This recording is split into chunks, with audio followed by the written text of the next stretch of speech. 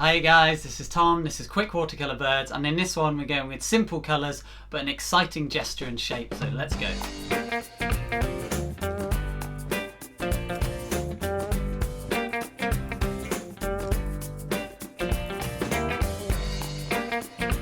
Okay, so in this one we're going to be painting a bird that for me kind of epitomises summer when they turn up along with the swallows and the swifts and they start filling the sky and all of the noise that comes with them.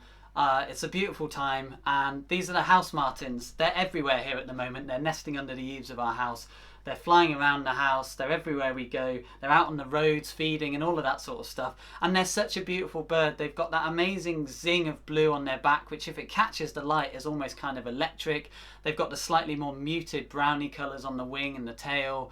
And then they've got this amazing vibrant white, so there's lots of opportunity to have fun here with the colour, as well as looking at putting white in shadow as we often do, which is always an opportunity to look at interesting colour. A big one in this, which I won't get too much into, is looking at interesting overall shapes and gesture of the bird, or in some cases the animal, in order to really capture their character. This is something I'm going to go into deep in the quick tips section. Don't forget you can find the line drawing over on my Patreon page. It's completely public, the link is down below. I just wanted to take a moment to talk a little bit more about some of the things I do on Patreon.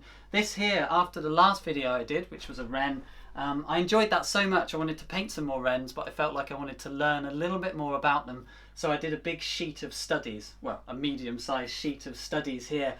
And over on my Patreon page you can watch the full session of me doing this, and I talk through what I'm learning as I go and how I'm approaching the drawing, and it was amazing how much I learned from this. In actual fact, what it led to was me doing 2 more wren paintings, but they were based purely from these sketches with no reference photo whatsoever, which is a really fun thing to do.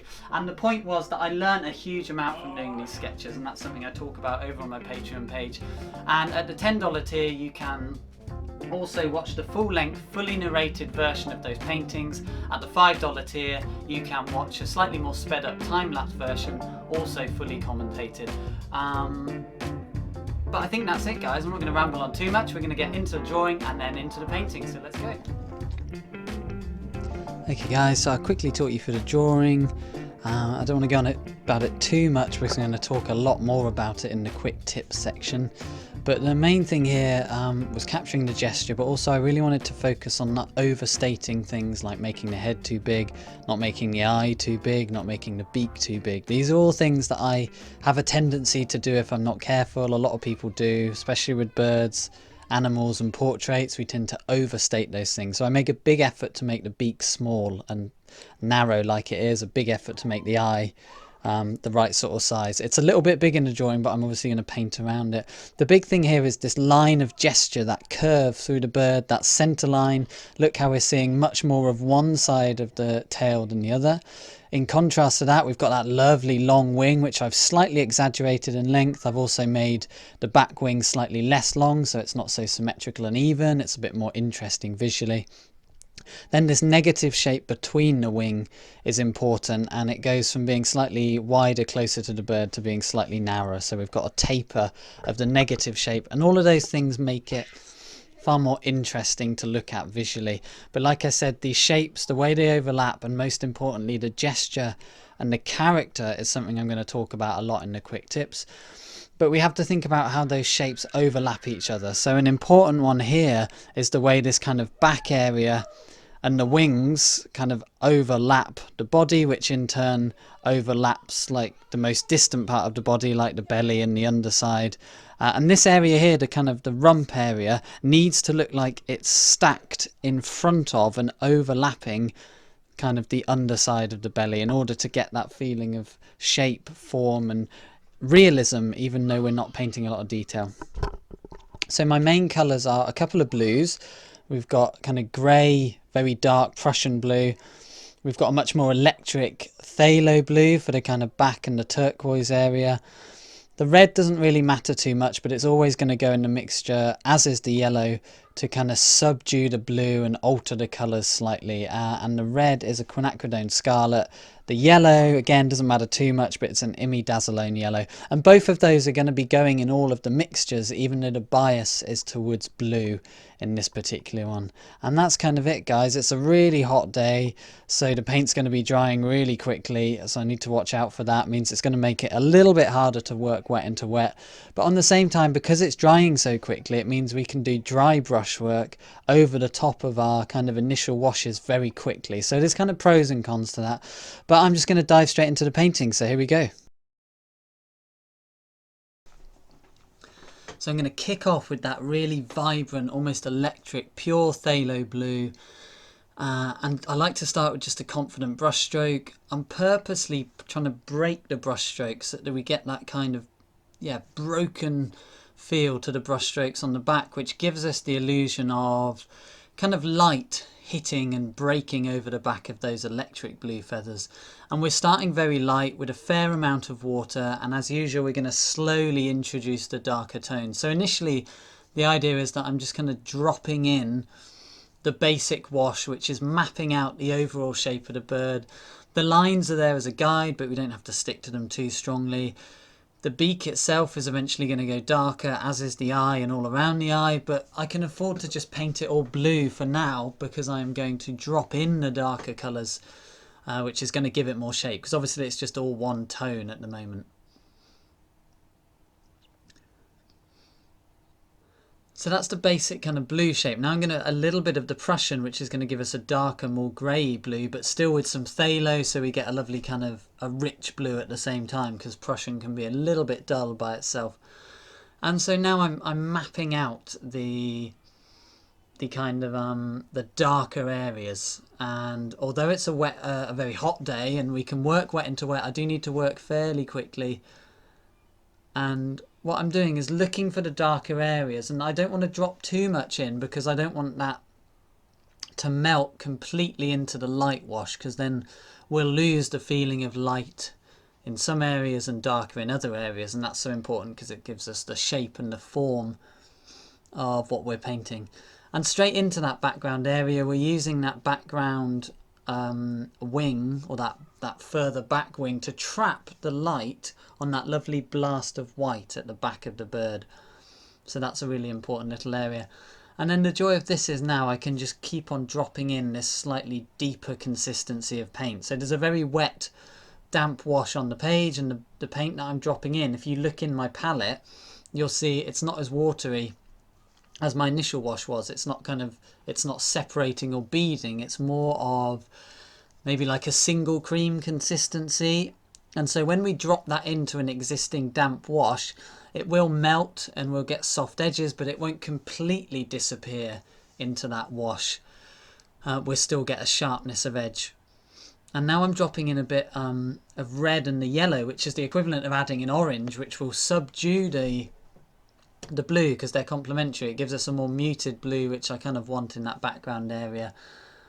And that's a bit too blue for that area of the wing. This is where we're getting into that kind of brown colour. So I mix a very grubby orange out of the red and the yellow. They won't give a particularly vibrant orange anyway, but then with the kind of little tiny bit of blue that I've got in my brush, that's going to subdue the orange, but not so much that it turns it blue, and that gives us a lovely brown. So we don't need to mix brown. We can get a much more interesting brown that has kind of variation of yellow and red and even blue in it by mixing it ourselves with the three complementaries, or the three primaries, sorry. And what that does is it gives us a far more interesting colour. So here I'm just mapping in obviously the basic shape of the wing, which I took a lot of time in getting right in the drawing, with that kind of brown. Trying to find that mix of soft edges where the blue will hit into the brown and it will soften, but I don't want the blue to go too much into the brown because we'll lose the brownness basically. And now we have a continuous wash from kind of the head right down to the tip of the wing, although it changes colour and tone and even level of dampness. At the same time, it's one continuous wash that we now have. And that allows me now to start dropping in other colours into it. So again, we're dropping in slightly creamier paint, still a lot of water, but a lot of pigment too, into a drying wash. And this is going to, it's that wash loading, which I spoke about in another video. And it starts to give texture to the paint. It starts to give a bit of form to the paint, and just make it more interesting, basically. So in this head area, the dark spread too far. I was in such a rush because it's a hot day that I wanted to get some wet into wet. Actually, I overdid it and just dropped in the dark, too much of it too quickly, so it spread too far. So I take some time to kind of, with the dry brush, kind of pull out some pigment, and I can always make it go darker later.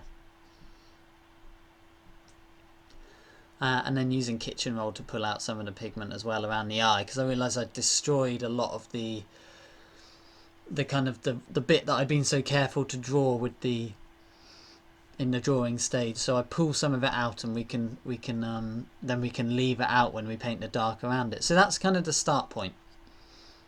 We can worry about the tail and the rump area later. That can be treated as a separate area. So for now, I want to go in and start whipping in some detail. So this is fairly neat paint directly over a pretty much as good as dry wash. So we're starting to look for these little zings of detail and those sharper marks, because this is quick watercolour birds. We don't want to mess around.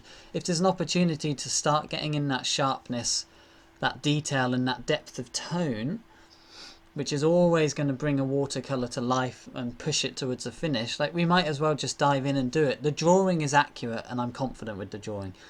The initial wash has got a nice feel to it. So really the only thing left to do is actually just to dive in and start pushing it towards a finish very quickly. It's all about paint consistency. Like, we've got the damp paint on the page, and I'm working damp paint into it. If you notice, I'm not overly working the paint. I'm not pushing it around. I'm not going over the same area again and again with a brush stroke. It's more kind of quick little brush strokes into existing areas.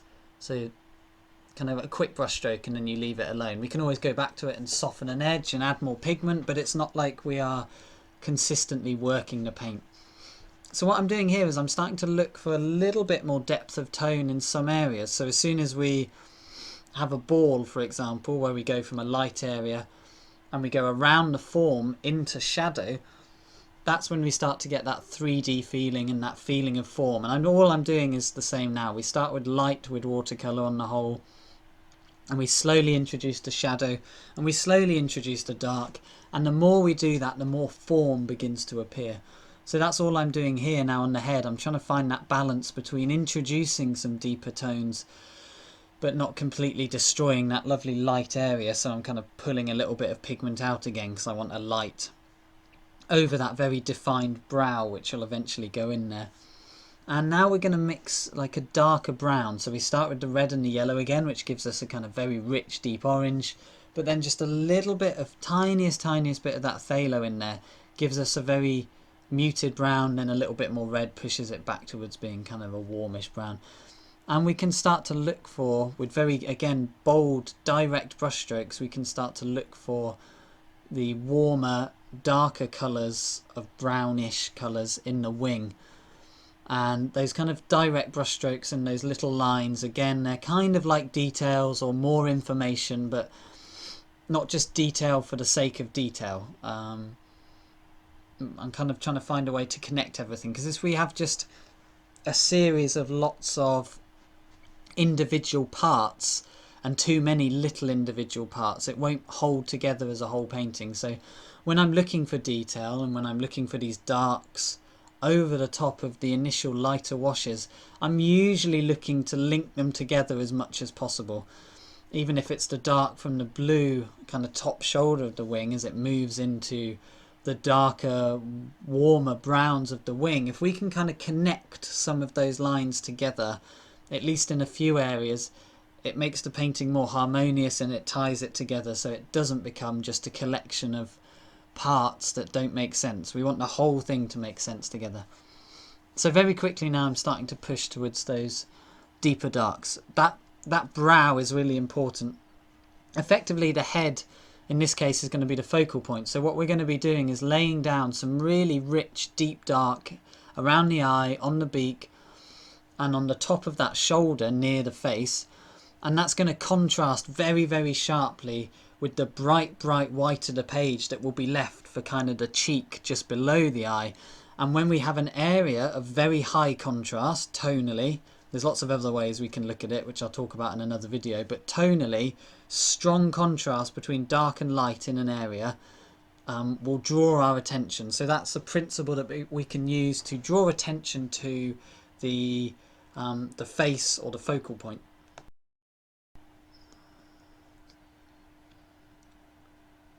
Okay, so there's quite a bit of work to do on the wing. It's still got that feeling of a collection of parts that don't make sense yet.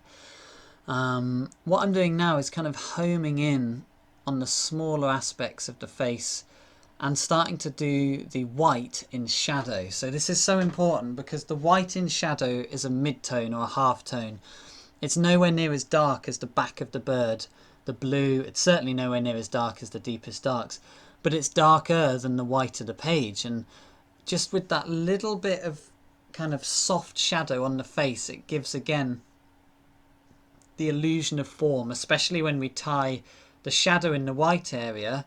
We kind of make it make sense along with the darker shadow on the blue feathers on the top of the head. And again, it's like taking your ball, which is the head in this case. We've created a light side, we've created a highlight with the white of the page, and now we're painting the shadow as we go around the form of the ball to create that 3D look. So what I'm looking for here is just little hits of slightly darker tone to give texture and to give a little bit more detail to the bird. But we're getting to a point now where, yeah, we need to get into this kind of lower area. The wing is as good as dry, so even if a little bit of that wing colour goes into the kind of shadow of the kind of rump area and the tail, that doesn't really matter too much. And what I can do now up in the face was also just keep dropping in some slightly deeper shadow. So what I'm after here is white in shadow, but I can afford to go fairly deep with it, and I'm going to use that to trap that lovely little area of light just under the wing where the light is hitting the white part of the bird on its back, and we'll use the tail to trap that later. And then a fairly damp mix, so there's a nice amount of paint in it but not too much water, so I get a broken brush stroke. And what I'm looking here is to create a lovely wet wash from the purple, which is the white in shadow, into the blue of the tail. And I just need to have a think about what sort of shape I make that tail. I need to think about the way that the feathers are in the tail, the fact that I'm seeing one side of the tail far more than the other.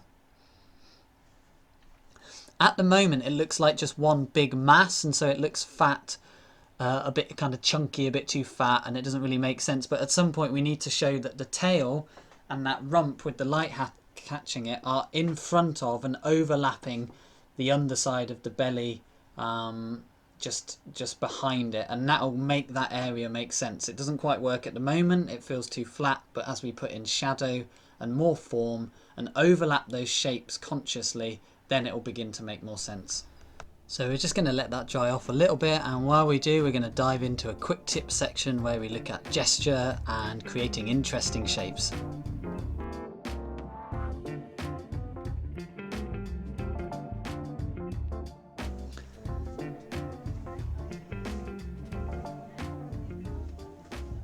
Okay guys, so what I wanted to show you in this one was it's about kind of 45-50 minutes of me just sketching in preparation for this this painting. It's not something that I always do, but it's a really great way to get to know the basic shapes of the bird, really get a feel for its character, and also get a feel for its details and its features and how they interact with each other. This particular one, it made me feel so much more confident going into the painting because I've not painted one of these before. So I highly recommend doing this. Just pick a load of photos and sketch your favourite ones. What it also allowed me to do, like I said, because this is all about the gesture and the character, the colours are fairly simple, the tones are fairly simple, so it was important that we had not just a boring kind of stiff subject, but we had one with loads of movement, loads of character, and a gesture that really captured the essence of the bird. by doing these little sketches, it allowed me to focus in on all of the different features and how they relate to each other. But most of all, it allowed me to try out a few different things. I kind of had something in mind that I wanted, but I couldn't find a photo that was exactly that, and I rarely do. And even when I do find a photo that I like, I tend to tweak things. And this is what these sketches are great for. What you'll see is that I do one looks similar to the one we're painting, and then I do a second one that's similar to the one I'm painting. And what I actually end up doing is doing a classic kind of Frankenstein, which I do a lot with sketching, is I take my kind of favourite parts of each of them and I kind of piece them together. And what it has was the tilt of the head that I really loved, the sweep of the wing and the back that I really loved from that top middle one, but I loved the way that the curve of the back and the head continued through the rump and the tail and gave us a much more dynamic, curving, sweeping gesture to the bird that was in the bottom left one. And you can see in the bottom right corner, the sketches that I'm doing are all about capturing that curve and that gesture, all the time thinking about the dominant overall shapes and how they interact with each other, and then kind of decorating those big shapes with the little details over the top. So gesture, character, an interesting overall shape and silhouette, and that's something I'm going to talk about a lot more in a separate tutorial. But that's kind of it for this quick tips. Look for interesting gesture. Don't be afraid to kind of amalgamate different photos and sketches to get what you're after, to capture the essence of the bird. Okay, so the painting's had a little time to dry off. What you'll see is a lot of those colours that were quite heavy and dark, they do lighten. The more water you have in your wash, the lighter it will dry. So watery washes can look very intense to start with, and they will dry a lot lighter and less intense. And then the more pigment you have and the less water, the closer to the colour you put down, they will eventually become. So for me, the obvious thing to do at this stage, although the tail is not finished, is to dive into the focal point and get that finished off. So what I'm going to do here is just home in on the focal point for a little bit. So that being the face and the beak and the head. And all I'm doing here is mixing a nice saturated dark, fairly dry brush, so very little water in there. It's a bit damp. Soften an edge, but it's just a dark line effectively under the beak to give it the shape and the structure.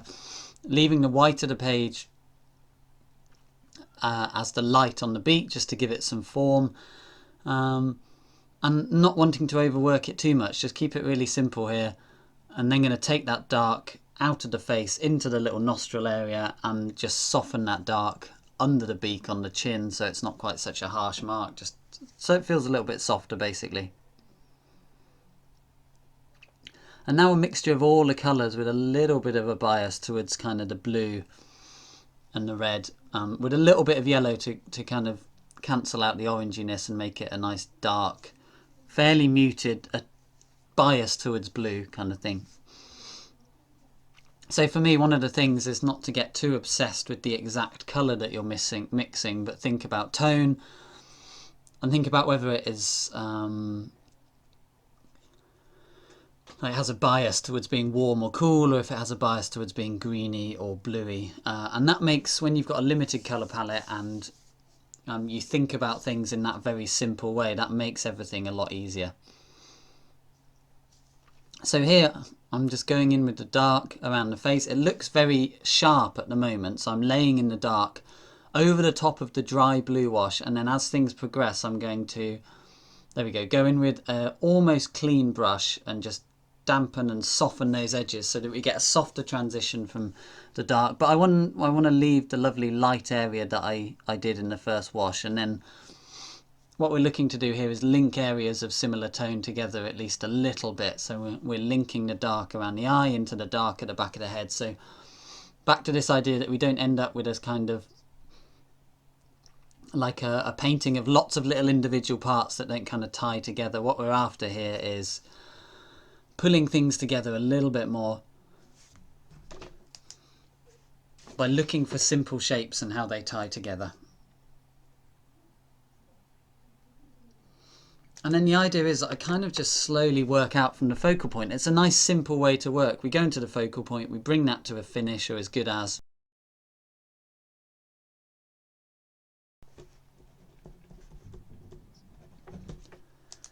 And we kind of work out from there, like slowly bringing in predominantly the darker colours because all the lighter colours are laid down. Having a little bit of a play with the brush just so it's not a sharp line between the light of the head and the feathers on the shoulder of the wing. Want to make it feel a bit more feathery with a dry brush, but very sharp, kind of immediate marks. And what I'm doing is really operating that principle of sharp contrast in the head, i.e. the focal point, and as we move away from there, I'm going to be a bit more general, a bit kind of more bold with the brush strokes and not as detailed. But one thing that will always draw our attention is contrast of tone, so very bright on the cheek, very dark around the eye, very dark on the beak, very dark on the wing shoulder, and also very sharp with the detail. And you'll see that although there will be darks elsewhere next to bright lights, it's not quite to the same level as in the head. There's not as much of it.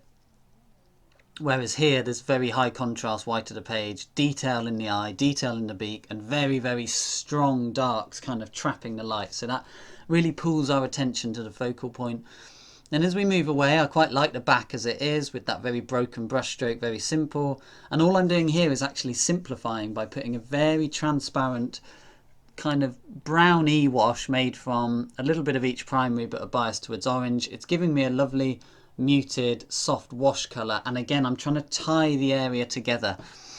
So actually, rather than adding detail, in some ways I'm simplifying it in order to bring it to a finish.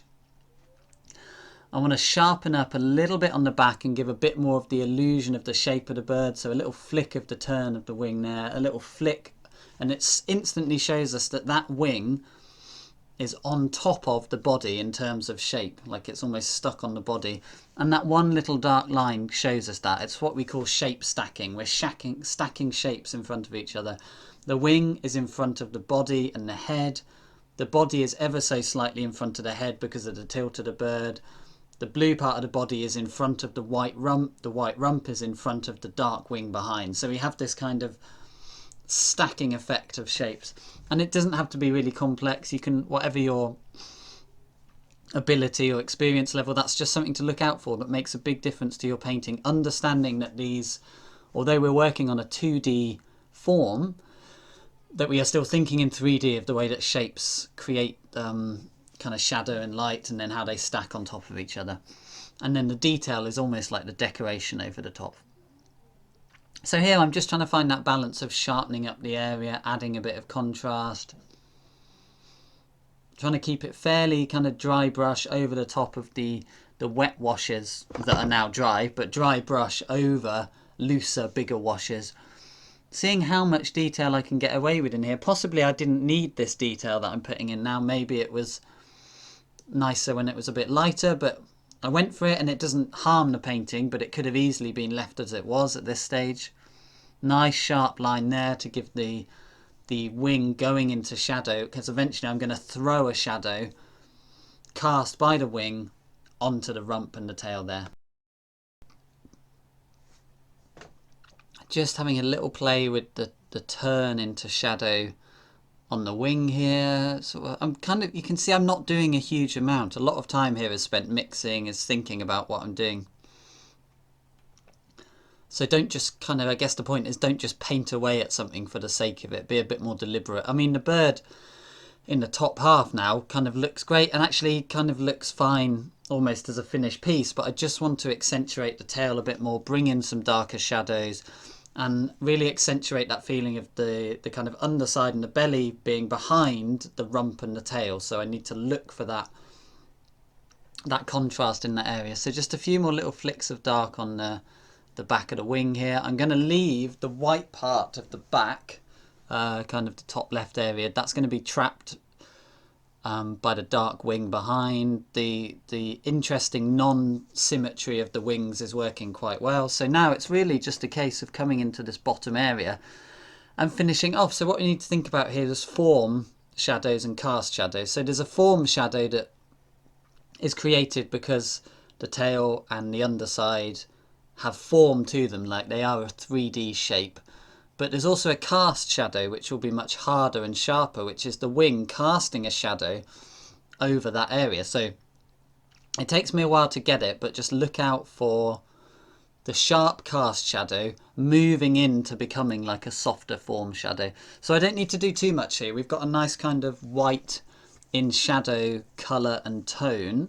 What I need to do is just work out kind of literally the ins and outs of this area. And the first thing to do is to come back in with some nice big strong bold brush strokes, a bit more watery than I've been working with in the top half. I kind of want it to flow a little bit more, letting the brush do a lot of the work, let the paint do the work, just let the paint flow together. Big bold brush strokes, not overly worked or anything like that. And just nice dry brush strokes over the top of the, or big brush strokes, some of them a little bit drier, over the top of the now dry wet wash. So you can see this area is still not working. It looks like the underside is linking directly into the tail, and that's not really the right look. That's making it look too fat. It's making it not have enough shape and form. But I get there eventually. So this is the form shadow. This is the shadow being cast by the wing onto this area. And as a result, that cast shadow, is very sharp. I've not softened the edges, but as we move around the form of the bird into its shadow side near the tail in that area, it gets softer. So just watch out for that. And then at some point we need to really, really separate the tail and the rump and put that really in front of the underside. And as soon as we got that, that's when I know it's finished. So I'm kind of avoiding it for a little bit, letting it dry off a bit. I don't want to work it too much, the paint. Here I'm just flicking in some dry brush.